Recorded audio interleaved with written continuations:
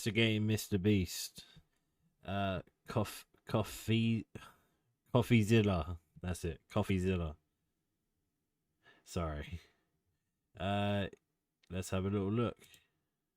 I investigated Mr. Beast, who was recently accused of making $23 million with insider trading and scams. I wanted to know the full story, so I reached out to everyone, from researchers to crypto projects, even to Mr. Beast himself. And let me say, the story is more complicated than you think. I want to be clear, what Mr. Beast did, what his team did, is shady. But what we care about is, did he cross that bright red line from shady to illegal scam? And contrary to what Twitter says, I don't think that's an easy answer. Instead, I think the answer will depend on you. If you love Mr. Beast, there will be an explanation at every turn, a scapegoat. Fair enough. But if you hate Mr. Beast, what I'm about to show you will seem unethical and like a clear abuse of fame for money. So already, this story is difficult, but I want to make you aware of two more things which matter. First, I have gone to Mr. Beast's team to try to fact check this story extensively, and they declined to fact check or comment on my many questions. Wait, what did I say?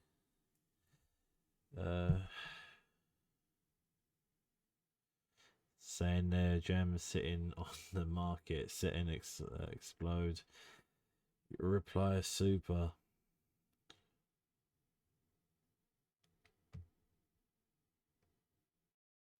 Okay.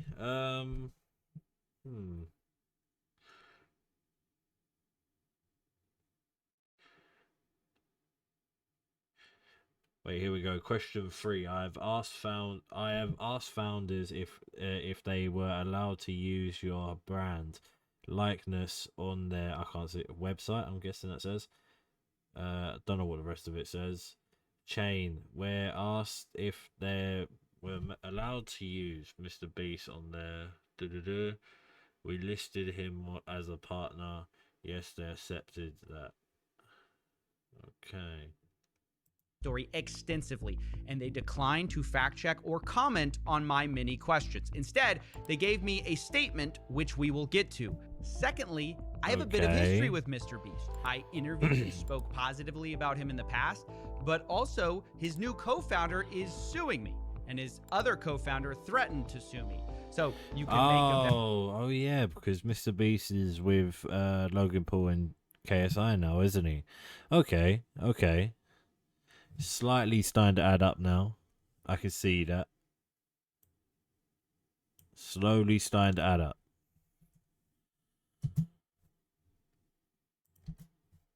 That what you will. Jesus Christ, as always, I just want to let you know where I'm coming from, and I've tried to get all sides of the story. Okay. We're going to start with the major allegations against Mr. Beast and build on those. They come from two sources. Firstly, an investigation by Soma XBT, which claims Mr. Beast made $10 million by backing low-cap crypto tokens, which are down 90%. And the second investigation comes from a group of 5 people who investigated Mr. Beast and found $23 million in profits from, quote, scams, shady deals, and his network. Now, there are a lot of crypto projects they go over. And I want to be clear, some of these allegations I agree are bad. Others I think are actually worse than have been reported.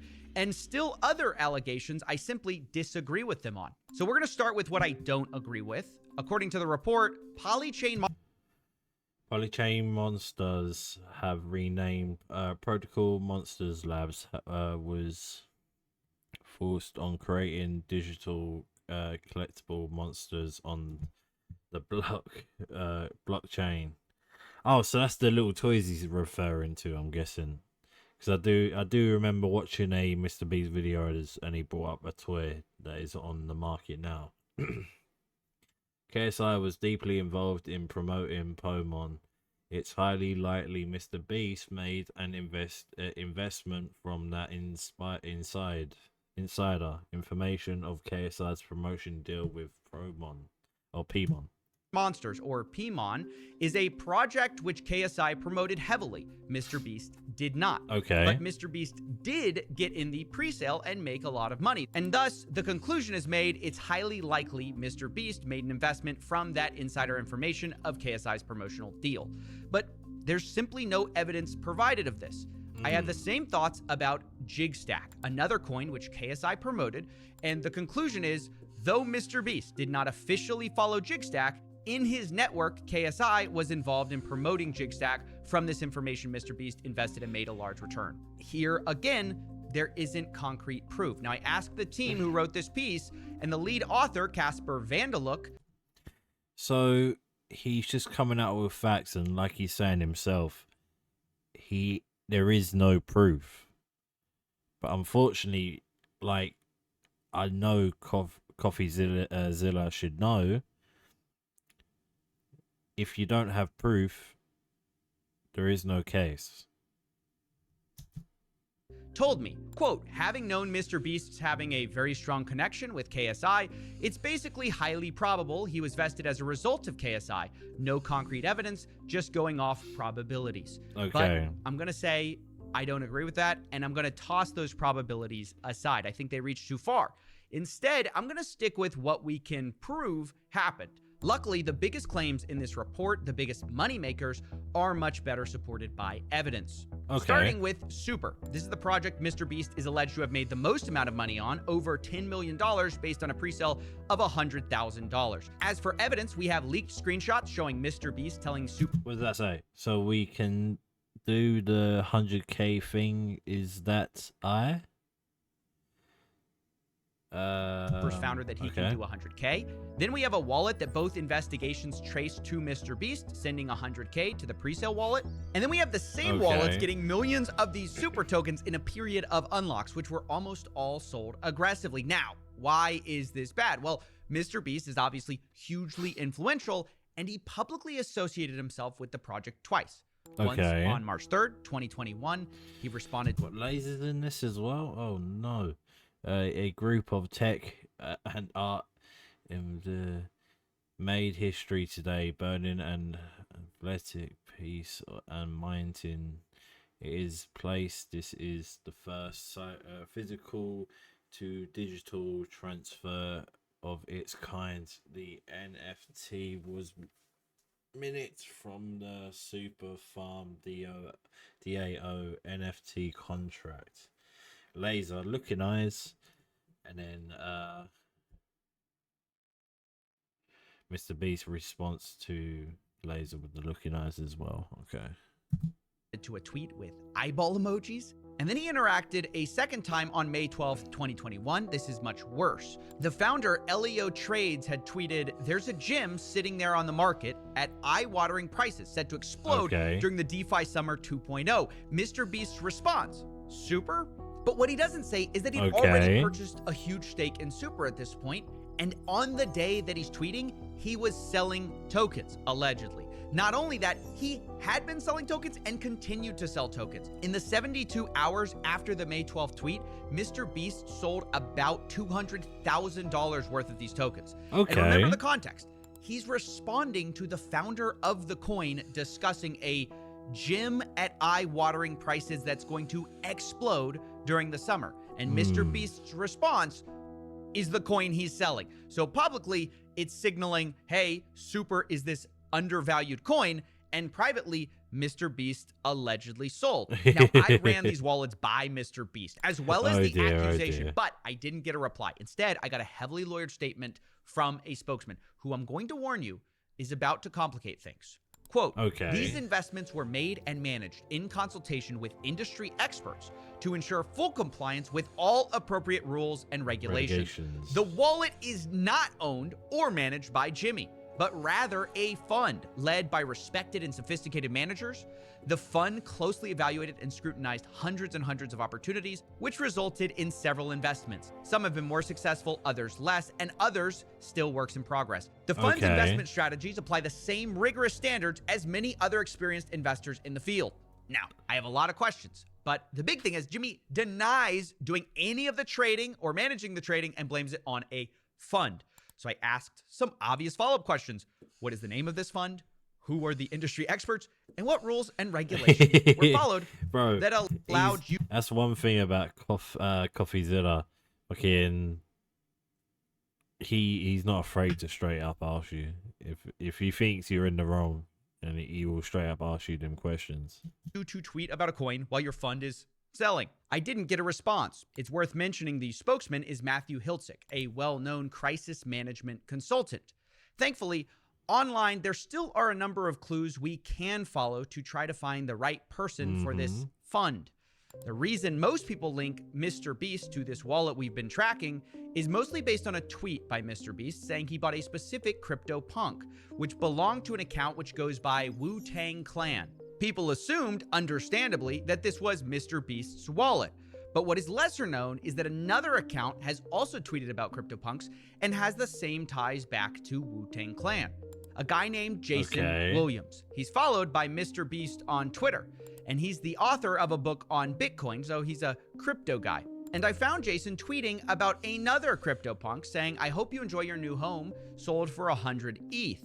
That sale he's talking about links back to the same address Mr. Beast does, Wu-Tang Clan. On YouTube, there's even more clues. Jason can be seen surfing wearing a Wu-Tang Clan shirt, and his brand name, Going Parabolic, happens to be owned by the same Mr. Beast wallet, goingparabolic.eth. So there's very good evidence that Jason Williams was also involved in. So so it is matching up. You can definitely tell. Like there is some bit of weirdness going on because there's just shit going to shit, and then you know what I mean. Like it's weird, man. In this same way. You would think as well, like, how does Mr. Beast have all of this money? Like, obviously, he has investments and everything like that, but there's, I don't know, how deep does it go? Wallet, which means that it might be true that Mr. Beast wasn't the guy buying or selling, which would be good for Mr. Beast and bad for these investigations. But just when I thought Mr. Beast might have no say in what this wallet did, I saw this podcast with Logan Paul, where Jimmy discusses CryptoPunks once again, and things get complicated. So me and Logan both bought punks. You guys have probably seen on his Twitter that he bought a bunch of CryptoPunks at the same time, right? Yep. Gary pulled us in that call. Yep. So have you ever told that story? No. Gary V, it's like 11 p.m. just out of nowhere, just calls me and he's like, yo, I got like 30 people to call, hop in. I'm like, I don't care. He's like, it'll be the best decision of your life. Just get in. I was like, okay. Yeah. And so I just joined the call. And I just see like Logan and I don't even know these other people. I don't want to put them on blast. Every heavy hitter you can imagine who's worth $1 billion was on this one call, and Gary V is in the little corner, the little square. He's going, CryptoPunks. It's gonna be huge. It's gonna be the next Facebook. All of us were like, okay, Everyone's Gary. I'm texting Logan. And I'm like, Gary lost is his this mind. legit? All of us were like, yo, Gary's nuts. Yo, Gary was right again. Oh, I bought a bunch. Wait. Yeah, I bought quite a few. How many? I don't want to say it, but You have to say, please. bro, you have to. I bought multiple ones. Yeah. Well, bro, are you in double digits, Punks? Just shy. Huh. Why? Well, this clip is very Why? interesting because Jimmy said he made the decision to get CryptoPunks based on a call with Gary V. Yeah. But those punks are owned by the wallet we just said was controlled by Jason. So it appears sometimes Mr. Beast is telling Jason what to buy for this fund. Mr. Beast then later talks about selling these CryptoPunks and rolling the money into a new project. And once again, it sounds like he's in charge. Well, I've already sold quite a few of them, so I don't. What? The he's on to minis the are next expensive. thing. I bought a bunch of, so then I rolled the money into VeeFriends because Gary, same thing, called me. He's like, VeeFriends. I was like, I don't know, but last time I made money, sure. I'll be honest, these clips to me make it difficult to assume Mr. Beast had no idea what's going on. He talks about CryptoPunks and VeeFriends like personal I bought investments. this one. And on Twitter, he says that not only he bought CryptoPunks, he also tweets about loading up on VeeFriends. But again, I have to say, it is also Okay. abundantly clear Jason Williams was involved. He says, hey Gary, thanks for the VeeFriends gift code. It was a gift from Gary to Mr. Beast. I'm very thankful for it. He didn't have to send anything. So once again, Jason Williams appears to be involved and have something to do with the trading or management of Mr. Beast's crypto wallet, but we know Mr. Beast made some of the decisions. So of course, I asked Mr. Beast to explain himself if he had any say over the trading, but once again, there's no response. So now I want to turn back to Super. We know from leaked DMs that Mr. Beast and not Jason set up this presale, and we know that Mr. Beast made the tweet. Okay. So now we have to guess. Here's what we know. We know Mr. Beast set up the pre-sale according to leaked screenshots. We know Mr. Beast made the tweet, but we don't know whether it was Jason doing the trading of Super, or if he was doing the trading, did Mr. Beast know about it? Yeah. Did Jason know about the tweet? These are the questions that ultimately matter. And yes, I reached out to Jason Williams for a comment. He didn't reply. I did, however, course he get a hold wouldn't. of Elio Trades, who is the founder of Super, and he insisted that Mr. Beast's tweet was not a part of a deal for promotion. But you should know, Okay. he also mentions how upset he was with how pre-sale investors sold their tokens, saying most of them sold, including Mr. Beast. So those are the facts. Mr. Beast gets involved in a pre-sale, for some reason tweets at this project twice, one time on the day his fund is selling tokens, where he seems to imply that they're undervalued. In total, he's alleged to have made $11 million with this deal, according to the report. So yeah, that's really bad. Now we're going to turn. So I am slowly starting to get it now. It's all starting to make sense to me now. So it's like what you just said there. Mr. Beast will buy something, he'll make a couple of tweets, get people interested on it, and then whilst people are interested on it, he sells. And then makes a load of cash back from it. There you go. I don't know. That does sound like it does sound like it does sound like he's exploiting the fans or like the public. But at the same time, is it legal? Would you class it as a scheme? It is a bit of a scheme. But how major is it? To another allegation, which is about Earn, or Eternity Chain. There are some facts which are the same. There are others that are different. For example, instead of Mr. Beast setting up the deal directly, the team at Earn claims they never spoke to Mr. Beast. Quote, we were speaking to his fund manager. And when I asked about these wallets selling allegedly over $4 million in tokens, they say, quote, Mr. Beast's fund was an early investor in our pre-sale. He had the same unlock schedule as everyone else. Okay. Were we happy with the way he sold? Definitely not. But legally, there was nothing we could have done. And then, just like with Super, they claim they didn't ask for a promotion of the project, but that Mr. Beast decided to comment once himself anyways. On March 9th, 2021, Mr. Beast responds to Eternity Chain saying, this one will be hype.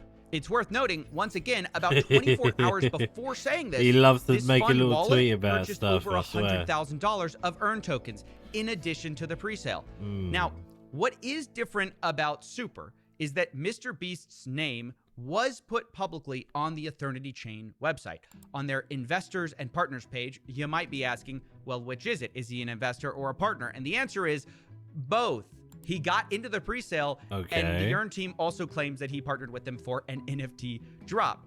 Supposedly, it was a charity drop and a normal NFT drop. Now, the charity drop specifically did happen in association with one of Mr. Beast's projects, Team Seas, saying, quote, all proceeds will go towards cleaning up the seas around the world. And this is where he's starting to lose me now, because I'm starting to get confused.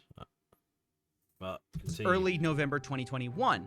Then the official Team Seas account posts it on November 3rd, 2021. Quote, what an awesome crypto collaboration in support of the team. Then the CEO of Eternity Chain, Nick Rose, confirms in Telegram that the drop is supported by Mr. Beast, saying Earn and ETH tokens will be accepted for the charity auction, which was slated to last 2 months. Now, the reason I'm sharing all of this is because 1 month into this 2-month charity auction on November 30th, 2021, the Rocket Fund or Beast Fund or whatever you want to call it starts selling huge amounts of this Earn token.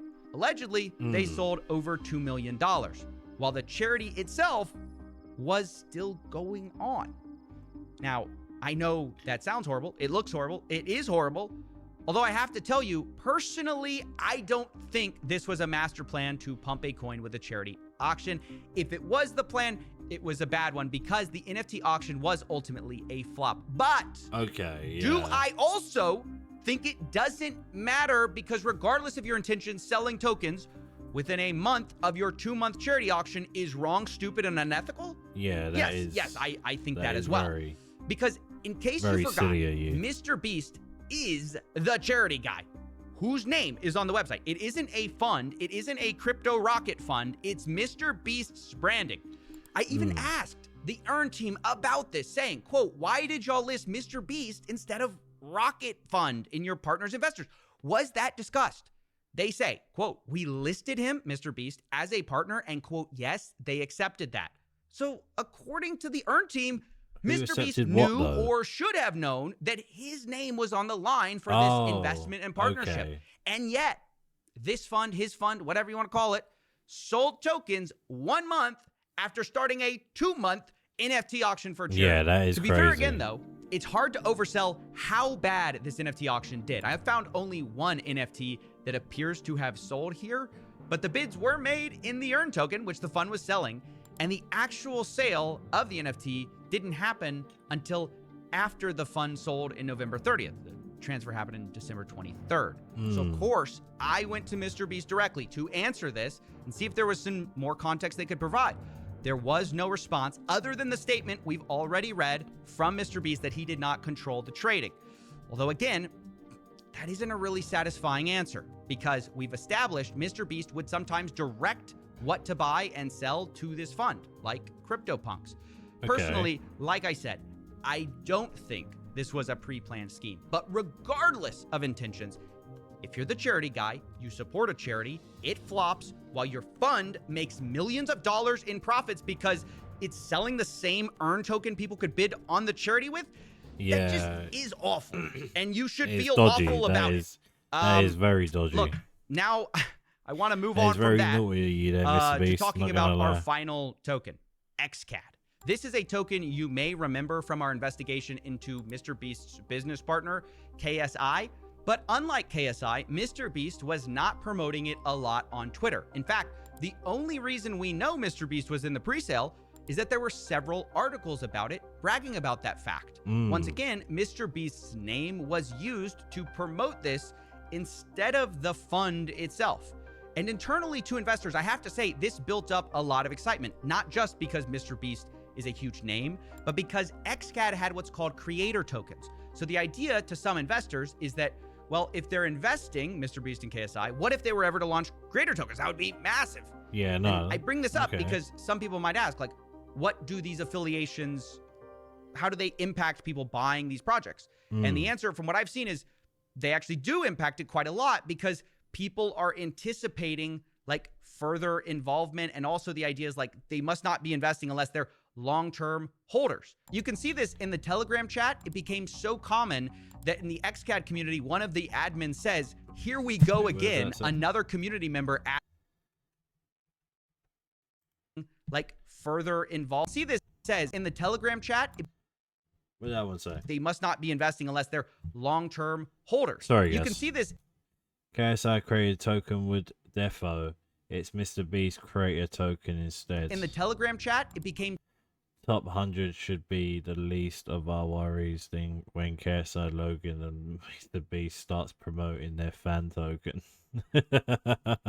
so common that in the During the lockup period of the last 180 days stacking pool, thanks for the heads up, appreciate it. Here we go again. Another community member is asking if there's any possibility if there will be a Mr. Beast KSI token. XCAD community, one of the admins says, here we go again, another community member asking if there's any possibility of a Mr. Beast KSI token. And meanwhile, by the way, as that's happening, as the investors are hoping for these creator tokens and that they're imminent, behind the scenes, something entirely different had been happening. Like with Super and Earn, Mr. Beast's fund sold a lot of their XCAD early in 2021 rather than holding their tokens. And this was surprising to even the founder of XCAD himself, Oliver Bell, who said they told him they were going to do the opposite. He tells me, quote, hey, so Mr. Beast reached out to me during our pre-sale raise. A group was set up with his team and we had a call with his team and they said they liked the concept. There was no Okay. strings attached to the investment. They did, however, want a lot bigger ticket than what I offered them, which I'm glad I did not fulfill. We discussed not just flipping this token, as this can damage projects if people have decent sized tickets. It was my understanding we were aligned on this. However, after listing to which XCAD performed well, there was heavy dumping from a wallet linked to Mr. Beast's team. Oh, I got in dear. contact with them immediately and asked them why they were selling like this. Now, Oliver later claims this discussion about flipping tokens and them being aligned about the fact they're not going to flip these tokens so quickly was with Jason. And apparently, Oliver was so upset about what happened, he DM'd Jimmy directly, quote, explaining his team will ruin his reputation. And look, sorry to be a broken record, but yes, I reached out to Jimmy about this too. And once again, there was no reply besides the statement man. we read earlier. It's worth mentioning that I asked Oliver for proof of this message about ruining relationships, and he said the message had been deleted on Telegram. So who you believe here is up to you. Oliver also says, quote, I don't think Jimmy has a bad heart or is a bad person. I think he has genuine interest in the crypto space, but I think the team that handles his crypto is completely clueless. And here, on this last Yeah. point, I have to disagree with Oliver. I don't think that Jimmy's crypto team is clueless. I think they Yeah, saw an opportunity to make millions of dollars with Mr. Beast's valuable brand, and they took it, and they did make millions of dollars. And along the way, they did some things that were shady. Whether or not you think they were also illegal is probably going to be shaped by our unanswered questions and where you fill in those gaps. For example, that is do true. you What you think saying? Mr. Beast knew about the selling that was going on May 12th for the super token? Why did he make that tweet? And then, do you think Mr. Beast knew about the charity auction and the selling that was happening on November 30th? Mhm. And do you think Oliver Bell DM'd Mr. Beast and told him his crypto team would ruin his reputation? And if so, was that ignored? I hate to leave so many unanswered questions here, but I warned you, this was a complicated story. And a big part of the problem That is true. the guy at the center of this story cannot or will not give more than a heavily lawyered statement through a spokesman who's a crisis management consultant. And let me just say, it's also frustrating that this statement takes zero accountability. Despite the fact Mr. Beast's team knew every major allegation that we're laying out here today, there is no mention of selling while Mr. Beast was tweeting about Super Token. There's no mention of them selling tokens a month after they partnered with a 2-month charity auction. And Yeah, because that of one this is statement crazy. feels I'm very not gonna hollow. lie. I think That to one is Mr. Beast and absolutely probably crazy. to his fund, Especially for maybe charity, this is just bro. business, you know? They set out to make a lot of money, and they made a lot of money. What's the problem, right? This is America. They might think this is the biggest Mr. Beast nothing burger since Mr. Beast Burger. But look, honestly, I'd agree with them if What's the problem? they had It's done this America. crypto stuff without America. using Mr. Beast's name. But they want to have their cake and eat it too. This fund trades on Mr. Beast's name, as we've seen. They get in pre-sales based on his name. He tweets from his public account, and they're putting his name publicly on projects' websites instead of That a is true. fund. But when things go south, suddenly, oh, Mr. Beast, what? No, no liability, just because he's not sitting there physically pressing the buttons. I don't think that's the way it works. Look, I want to close with the final part of this CryptoPunks podcast we showed you earlier, because in many ways, I think it's a microcosm of this story. Obviously, I have to say, I'm not making any comments or judgments about the guy who's suing me, who's also in this clip. That's just coincidence. I am only talking about Mr. Beast's reaction. Because as Mr. Beast is talking about Gary V's great CryptoPunks call, there's a moment when the co-host says, hey, maybe instead of Gary V being a genius, maybe it's just the call itself that makes the market. And Mr. Beast kind of defends it. He says, no, that was in February. You know, CryptoPunks didn't pop until the summer. And, you know, I never talked about CryptoPunks until this very moment. Okay. Can I ask you guys a question? When Gary does that call with all these billionaires and 8 months or a year later, everybody's like, Gary was right again. Yeah. Is it possible that he's right because of the call? Do you know what I'm saying? I think about that a Like, lot. dude, he has all these I think about billionaire that a market lot. makers in the thing. think about He that a makes lot. the call, makes the market. By the way, you look around at all the punk owners a year later, and you're like, damn, it's all the same motherfuckers that were on the call. No, because bro, there's 10,000 punks, and there's only like 30 of us in the call. We can only own and do so much. There's still an entire yeah, market yeah. that's gonna happen regardless. I can tell you, I don't think why, because that was all back like early February. Like Right. things didn't pop off till later, and every like NFT project was popping off, not just Plunk. I mean, make no mistake. Like having such influential people involved in projects, it can't hurt the ability for the project to but like work. You know what I'm saying? 95% of those people didn't even mention it. You know what I mean? Like, Right, I've right. never talked about it publicly. Yeah, but that last part isn't quite true. The reason we're all Okay. here is Mr. Beast tweeted about CryptoPunks the same day he bought them back in February of 2021. That's how we found his wallet, even though we now know someone else was involved too. And I would apply the same level of scrutiny to many of the investments we've talked about. Was it the genius of Jason Williams, Mr. Beast, or this fund that made them tens of millions of dollars? Nah. Maybe. Or was Wait, it the really? fact that the name they brought to the table was Mr. Beast, one of the most influential I think it and was valuable that. brands in the world? That's And what I that's was- what got them the great deals. That's what I was That's mainly got them a bunch of thinking. eyeballs. That's what made it so valuable. That's what I was mainly thinking was that the fact that they brought Mr. Beast's name to the table. Because everyone knows Mr. Beast. He's huge. He's huge everywhere, globally. Once Mr. Beast's name comes to the table, they know. Like, yeah, you know, man. Valuable to have his name on these websites. And maybe that's what made the market. Ultimately, I think it's for you to decide.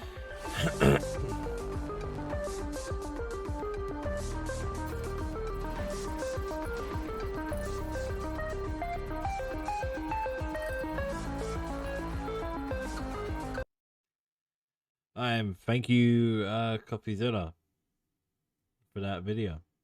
GG's. WVid.